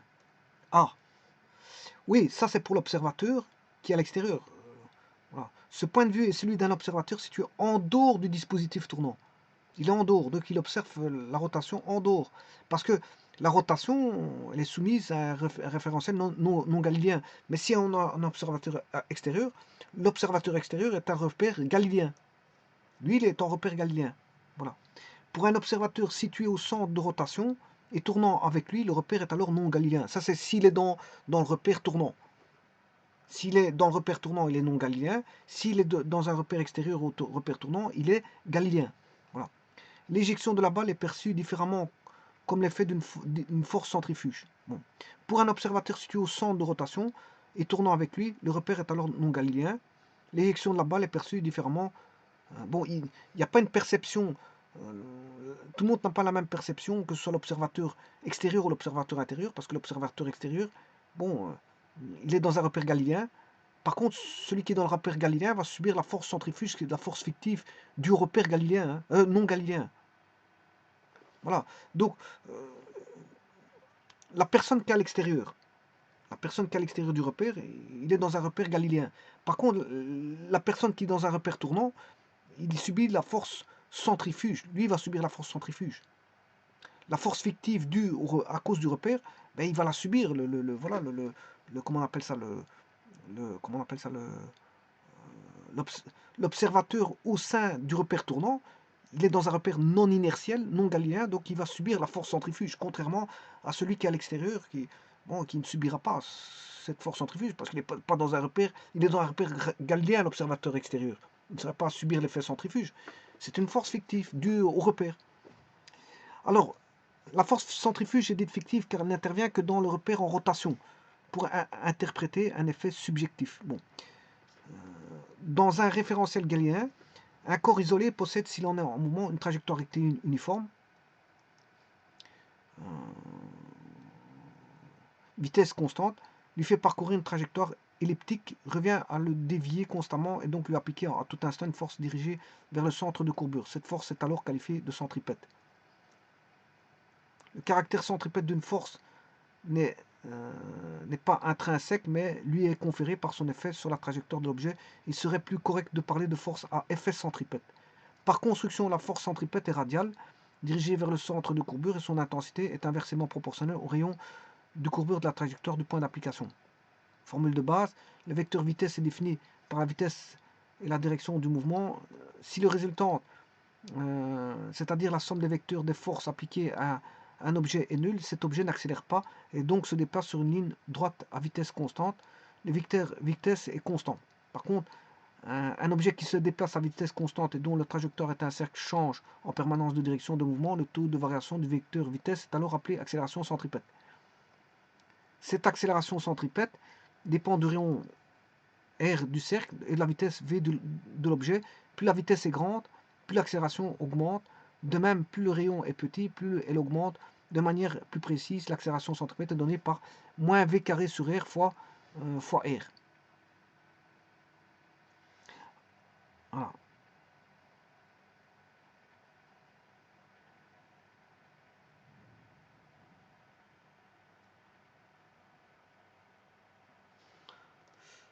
Donc on a moins oméga carré fois r, fois le vecteur r, petit vecteur r. Ou v sur r, oméga égale v sur r, et la vitesse angulaire, le signe négatif indique que la direction de cette accélération est dirigée vers le centre du cercle, c'est-à-dire opposée au vecteur position r. On suppose que l'origine de r, du vecteur r est placée au centre du cercle. R désigne le vecteur unitaire, hein, R chapeau, c'est R chapeau, le vecteur unitaire dans la direction du vecteur R. Donc le vecteur R n'est pas un vecteur unitaire, hein, c'est R chapeau qui est un vecteur unitaire. Le vecteur de R n'est pas, c'est le vecteur rayon si vous voulez, c'est le rayon vecteur, c'est le rayon, si vous voulez, c'est le cercle, vous prenez le rayon, ben, vous avez le rayon vecteur. C'est le rayon vecteur du cercle. Par contre, le R chapeau, c'est le vecteur unité qui a la direction de R. La direction et le sens de R. Mais d'intensité égale à 1 pour vecteur chapeau. D'après la seconde loi Newton, F égale ma, la force physique F doit être appliquée à une masse M pour produire une telle accélération. La quantité de force nécessaire pour se déplacer à la vitesse V sur le cercle de rayon R est MVFC moins MV carré R fois R chapeau est égal à moins MV carré sur R vecteur sur R, ce qui fait moins M oméga carré vecteur de R égale M oméga vecteur oméga fois oméga vecteur fois R vecteur. Alors, vous voyez que c'est moins MV carré sur R, c'est-à-dire c'est l'opposé de la force centrifuge. Hein. Parce que la force centrifuge, c'est MV carré sur R, MV carré sur R, oui. Et la force centripète, c'est moins MV carré sur R, en module. En module. Vous voyez qu'ils sont bien opposés, donc c'est ce que je vous disais tout à l'heure, ils sont opposés. Alors, pour un satellite en orbite autour d'une planète, la force centripète est fournie par l'attraction gravitationnelle. Voilà, c'est ce que je disais tout à l'heure. Pour un satellite en orbite autour d'une planète, la force centripète est fournie par l'attraction gravitationnelle entre le satellite et la planète. Elle agit en direction du barycentre des deux objets, ça je l'ai fait. Pour un objet accroché au bout d'une corde, là c'est pas un objet, moi j'ai un satellite, hein. Donc moi c'est la force gravitationnelle, j'ai pas un objet au bout d'une corde. Et tournant autour d'un axe de rotation verticale, la force centripète est la composante horizontale de la tension de la corde qui agit en direction du barycentre entre l'axe de rotation et l'objet. Donc vous aurez M égale mv carré sur R pour un objet en mouvement circulaire uniforme. De toute façon, c'est les mêmes expressions. Bon, il vous donne un exemple numérique. Et on peut, confusion usuelle, la force centripète ne doit pas être confondue avec la force centrifuge. Cette dernière est une force fictive, dite d'inertie, qui intervient si on se place dans un référentiel en rotation, pour interpréter l'éloignement d'un corps qui échappe à cette rotation. Pour pouvoir utiliser les lois de Newton, il convient de se placer dans un référentiel non accéléré, dit référentiel galiléen. Dans un tel référentiel, les forces d'inertie disparaissent tout simplement au profit des seules forces réelles non fictives.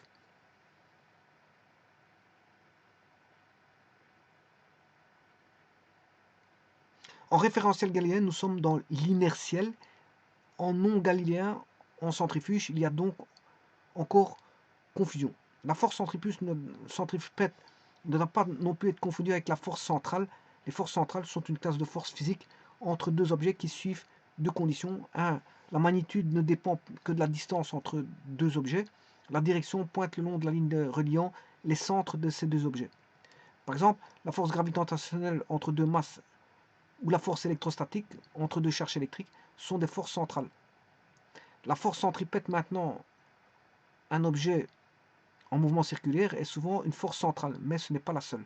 La force centrifuge n'est pas la réaction de la force centripète. La réaction de la force centripète existe bien, mais partira par exemple de la Terre vers la Lune dans le cadre du couple Terre-Lune.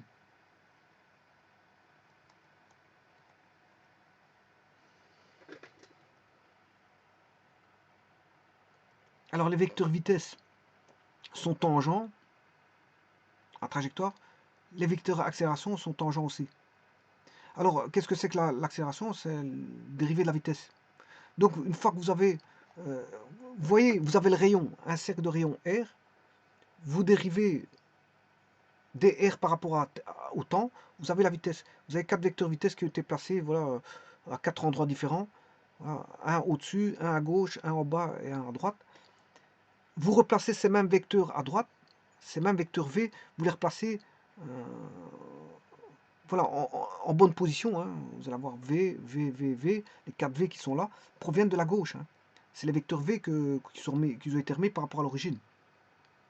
Puis on dérive dv par rapport au temps, et on a les vecteurs accélération qui sont tournants. Et qui sont bien sûr voilà, plus petite expression que la vitesse. C'est pour ça qu'ils ont un plus petit vecteur, et on obtient les 4 vecteurs en 4 points différents.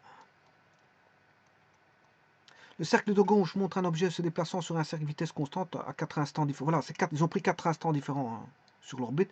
Son vecteur position est vecteur R et son vecteur vitesse vecteur V. Le vecteur vitesse est toujours perpendiculaire au vecteur position R. Voilà, ça c'est le vecteur position R, car V est toujours tangent au cercle. Ainsi comme R se déplace vecteur R se déplace en cercle et V fait de même, le mouvement vecteur V fait de même. Le mouvement circulaire de la vitesse est indiqué sur le dessin de droite avec le mouvement de l'accélération A. La vitesse est le taux de variation de la position de l'accélération et le taux de variation de la vitesse. Comme les vecteurs position et vitesse se déplacent conjointement, ils tournent autour de leur cercle respectif au même instant. Ce temps est la distance parcourue divisée par la vitesse. Et ça donne la période en fait. T est égal à 2πr sur V. Et par analogie, T est égal à 2πv sur A.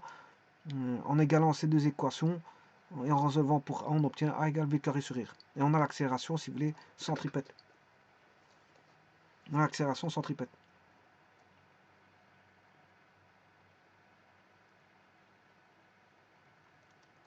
La comparaison des deux cercles indique que l'accélération pointe vers le centre du cercle, R.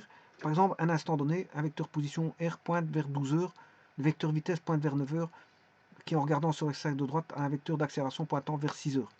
Ainsi, le vecteur accélération est opposé au vecteur position et pointe en direction du vecteur cercle, du centre du cercle.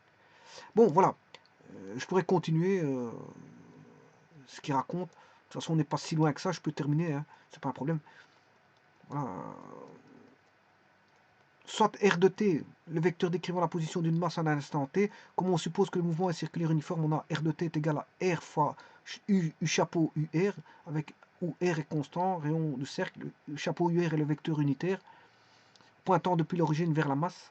La direction est décrite par θ, l'angle entre l'axe d'abscisse x et le vecteur unitaire mesuré dans les sens trigonométriques, sens contraire des aiguilles d'une montre, exprimé dans le système des coordonnées cartésiennes en utilisant le vecteur unitaire i, axe des abscisses x et j, axe des ordonnées y, on a UR égale cosinus θ i plus sinus θ j. Ça, tout ça, je verrai. Hein. Je verrai tout ça, en fait. C'est pas un problème. Note contrairement aux vecteurs unités cartésiens qui sont constants, la direction du vecteur unité en coordonnées polaires dépend de l'angle θ et donc ses dérivés dépendent du temps. Donc en dérivant pour obtenir le vecteur vitesse, on a V r dUr sur dt, V est égal à r dθ sur dt, et V, enfin il y a V,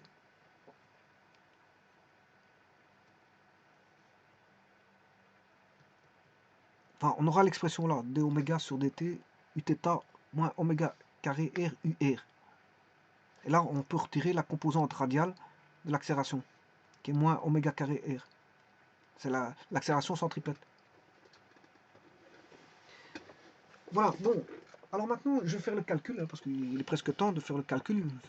J'ai vu la... Alors, je vais faire le calcul. Alors, ce qu'on demandait de rechercher, ne perdons pas de vue, je vais remettre l'énoncé, parce que c'est vrai que... Un satellite de 0,6 tonnes tourne autour de la Terre sur une orbite circumpolaire à une vitesse de 6800 km par seconde. À quelle altitude se trouve-t-il? Bon. Alors, je vous ai trouvé les équations ici. Elles sont là. Voilà, elles sont là. Non, c'est pas ça encore. Elles sont là.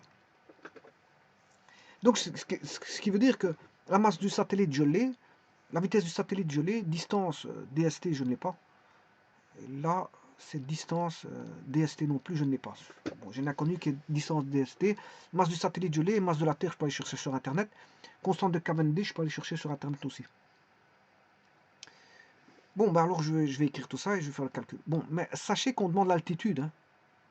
On demande l'altitude. Quelle est l'altitude? Donc, ce qui veut dire qu'il y a un petit problème de décalage.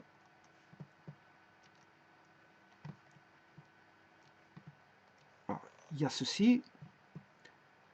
Bon, les calculs vont me donner par rapport à une distance centre à centre. De centre à centre. Là, on a le satellite, mais l'altitude, il faut enlever le rayon de la Terre. Voilà, le rayon de la Terre. Comme ça, de cette manière-là, j'ai l'altitude.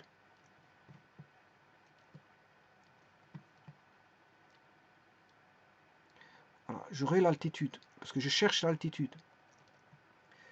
Parce que la distance que je vais trouver, c'est la distance satellite, centre du satellite, centre de la Terre. Donc, ce qui veut dire que quand j'aurai trouvé la distance satellite-Terre, mais je dois enlever, bien sûr, le rayon de la Terre pour trouver l'altitude. Donc, l'altitude vaudra le résultat que je vais trouver par calcul, DST, moins le rayon de la Terre. Il faudra que j'enlève le rayon de la Terre. Mais tout ça, il faut que j'aille sur Internet. Donc, maintenant, je vais transformer la formule. C'est masse du satellite fois la vitesse du satellite sur la distance ST, mv carré, c'est mv carré sur DST, est égal à la constante de Cavendish que je vais aller chercher sur Internet, masse du soleil, de l'engin, fois la masse de la Terre, le tout sur ds de t. Voilà.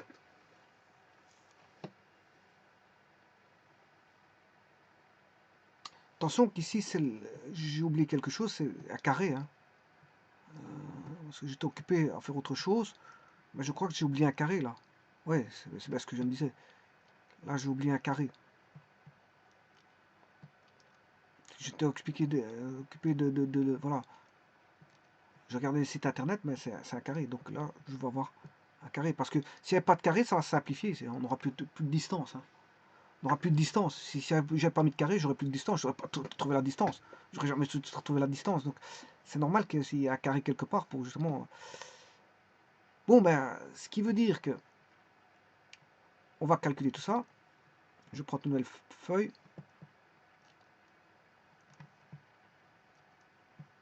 Donc j'aurai la distance au carré satellite Terre sur. Je fais passer le voilà le G masse du soleil du satellite fois la masse de la Terre sur la masse du satellite fois le carré de la vitesse du satellite.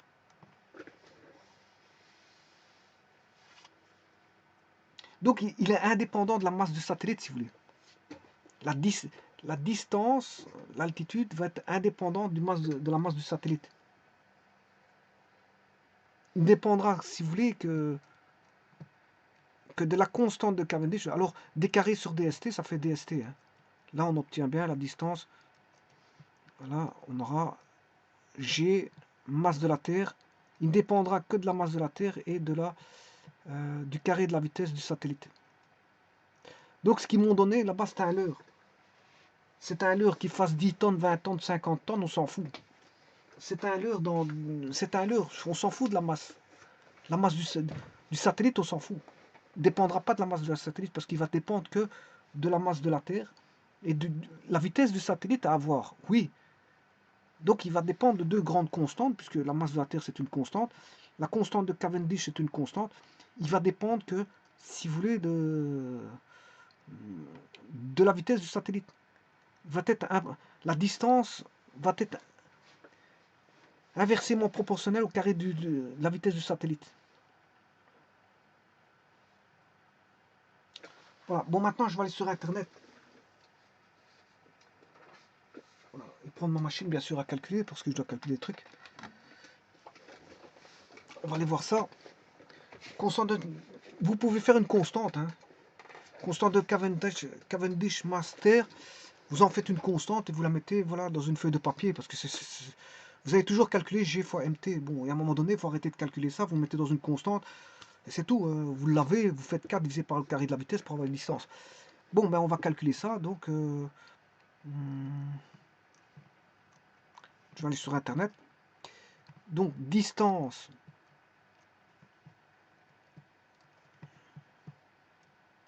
satellite Terre est égale à G ou gamma, hein, ce qu'on appelle gamma, masse de la Terre sur carré de la vitesse du satellite. Alors le carré de la vitesse, bon ça je peux déjà aller chercher la vitesse, 6800 mètres par seconde. Je vais diviser par 6800 mètres par seconde.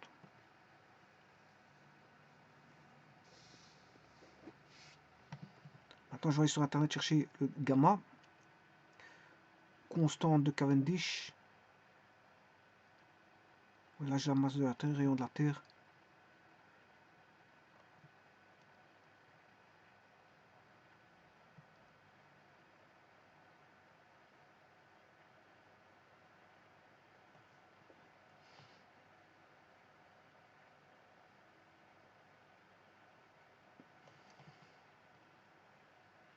Bon, ça c'est quoi ça? Ça c'est la masse de la Terre. J'ai besoin de rayon de la Terre pour calculer 6371 km. 6371 km.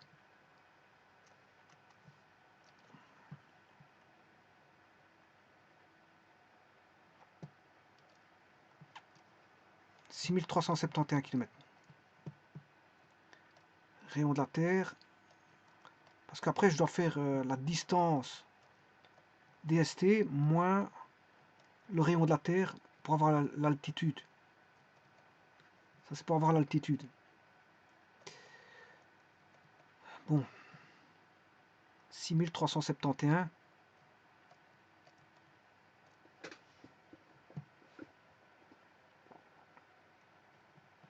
Donc la réponse que je vais trouver, je vais enlever 6371. Bon, je vais chercher la masse de la Terre. Ça, c'est le rayon de la Terre. 5,972, 10 exposant 24 kg. 5,972.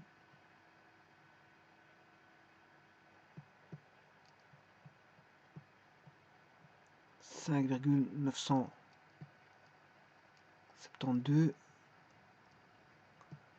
fois 10 exposant 24, il est bien au kilo.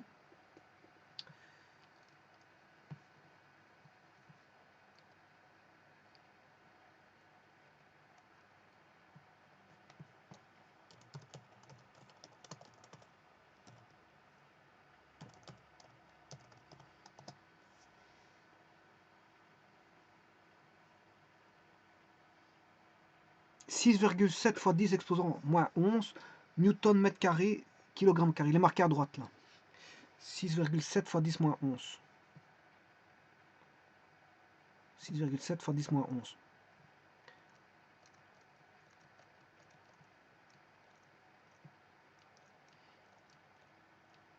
Bon, je vais déjà faire 24 moins 11 pour les exposants.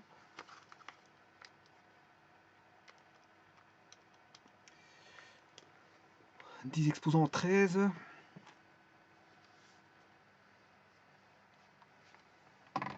Bon, je vais mettre 10 exposants 13.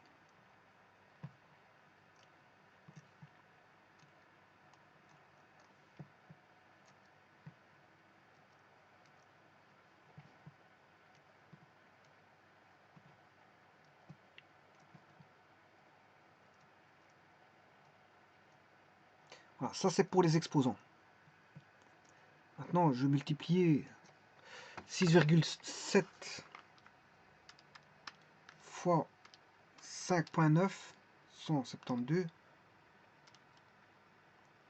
40, je vais diviser par 6800. Je divise par 6800. Voilà. Alors j'ai une certaine valeur qui est 0,0588. Alors je vais faire un petit... Je vais reprendre des zéros ici. Si je fais fois 1000, là je vais mettre 10 exposant 3 pour agrandir l'autre nombre. 10 exposant 3 fois 10 exposant 10. Donc je viens de trouver 0,005 884. Et puis il y a encore 41,76. Bon, je vais prendre 41,76.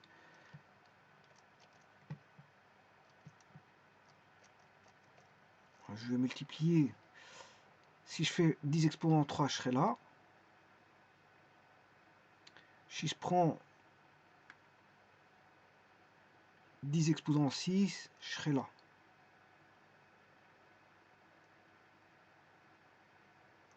Je vais prendre 10 exposant 6. Ça veut dire que celui-ci, je vais prendre 10 exposant 3. Il va en rester 10 exposant 7. Voilà. Donc,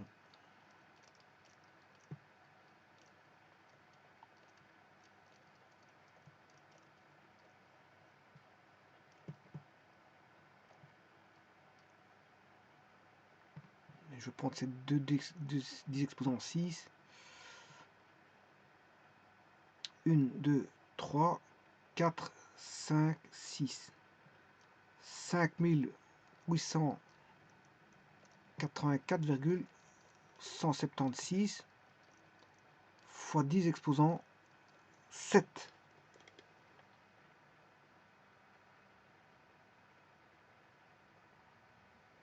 Oui, mais je me suis trompé parce que c'est 6800 au carré en plus. Oui, heureusement que j'ai pas fait le carré là.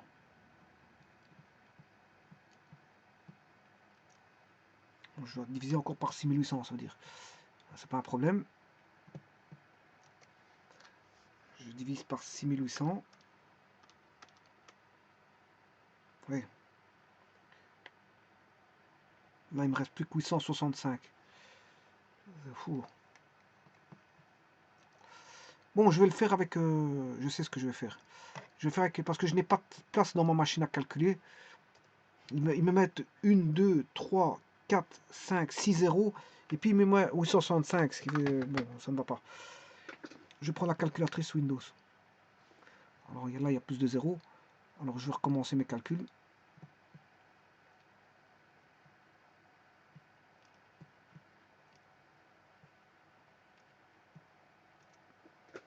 6,7 fois 10 exposant moins 11. 6,7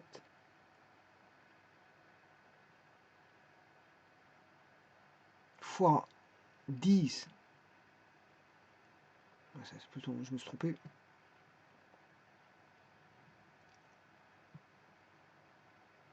On va mettre...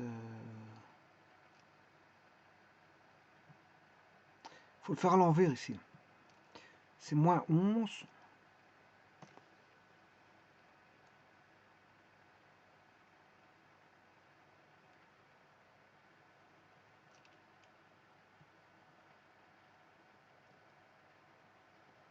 Bon, je remets à 0. 11 moins... Voilà. C'est déjà ça. Fois 6,7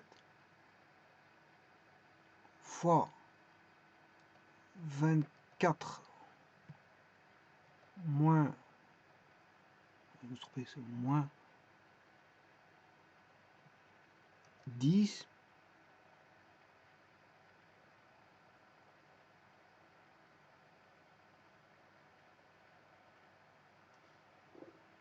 fois 5,972 égale divisé par 6800 au carré.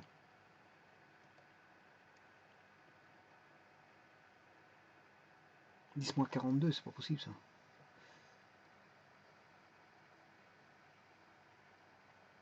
Dis-moi 42, c'est pas possible. Bon, je vais recommencer. Je vais remettre à 0 la mémoire parce que j'ai chipoté sans faire exprès la mémoire, MC. Bon, on va recommencer ça. On va déjà mettre 11 moins 10. Puis on met... Oui, c'est parce que j'avais mis moins 24, j'ai compris mon erreur. J'avais mis 24. C'était pas moins 24 qu'il fallait mettre, moins 24, mais 24. Mon erreur, elle est là. 24, 10, fois 11, moins 10. Là, on comprend qu'on a 10 exposants 13. Voilà, ça c'est 10 exposants. 1, 2, 3, 4, 5, 6, 7, 8, 9, 10, 11, 12, 13. Ça c'est bon. Alors, ceci, je vais multiplier par 6,7 égale. Je vais multiplier par 5,972 égale. Je vais diviser par, entre parenthèses, 6800, fermez parenthèse, carré, égal. Voilà, ça c'est en mètres. Alors je vais mettre en kilomètres. Je vais diviser par 1000 pour mettre en kilomètres. 8653. 8653 mètres. Kilomètres. 8653. 8653. 8653. 8600. J'aurais dû le mettre en mémoire, mais bon, je sais plus ce que j'ai foutu la machine. Là, j'aurais dû le mettre en mémoire, enfin bref, c'est pas grave. Moins 8653 moins le rayon de la Terre, 6371, 6371 km, ce qui fait 2282 km. 2282 km. 2282 km. Ce satellite est à 2282 km. Oui, ce satellite, c'est un satellite qui est circumpolaire. Donc, je reviens à l'énoncé. À quelle altitude se trouve ce satellite? Ben, ça, ce que je n'avais pas besoin, c'est on s'en fout de la masse. Hein. 0,6 tonnes, on s'en fout. Qu'il fasse même 4000 tonnes, on s'en fout. C'est pas ça qui compte. Hein. Il dépend pas de la masse. Il dépend juste de la vitesse. Il est à l'altitude de 2282 km.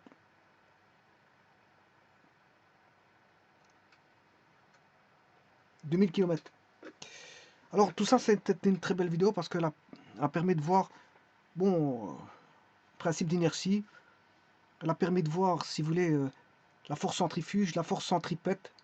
Elle a permis de voir les types de référentiels qu'on peut avoir et l'historique des différents types de savants qui ont, à ce moment-là, tels que Huygens, ont apporté beaucoup de choses. Hein. Huygens, Galilée, enfin, je vais pas parler beaucoup de Galilée ici, mais enfin bref, surtout de Huygens, parce que c'est la force centrifuge due à Huygens, et de monsieur, comment on appelle ça, monsieur Newton, Isaac Newton.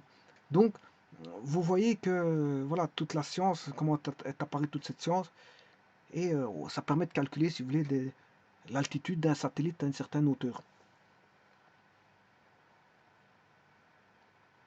Et savoir ce que c'est qu'une orbite circumpolaire et la distance que vaut la distance de la Terre. Hein. Bon, la distance de la Terre, la constante de Cavendish. Voilà. C'est un bon petit exercice pour une bonne approche globale, si vous voulez, de mise en place, si vous voulez, de calcul sur le, comment on appelle ça, sur les orbites de satellites.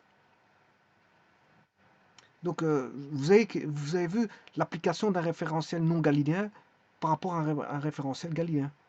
Voilà, je vous remercie.